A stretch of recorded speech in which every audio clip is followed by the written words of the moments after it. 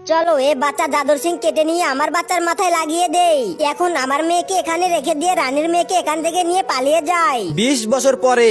আরে আমি তো রাজকুমারী হয়ে গেছি। এই পাগল মেয়ে, তুই আমার পা ঠিকভাবে টিপতে পারিস না। এ কি রানীমা এদিকে আসছে? আরে বোন, তুমি নিচে কিভাবে পড়ে গেলে?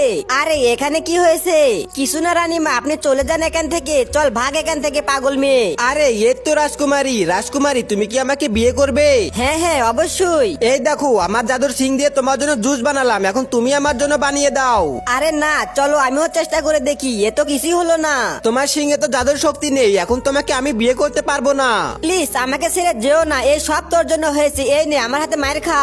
বন্ধুরা এখন তোমরাই আমাকে সাহায্য করতে পারো ভিডিওটিতে লাইক আর চ্যানেলটি সাবস্ক্রাইব করে দিয়ে। এ কি, এটা কি হচ্ছে? আমার সিংটা ওর মাথায় চলে গেল কিভাবে? আরে আমি কিভাবে রাজকুমারী হয়ে গেলাম? আরে তুমি তো আমার আসল মেয়ে, কিন্তু এসব হলো কিভাবে? রানীমা প্লিজ আমাকে ক্ষমা করে দাও।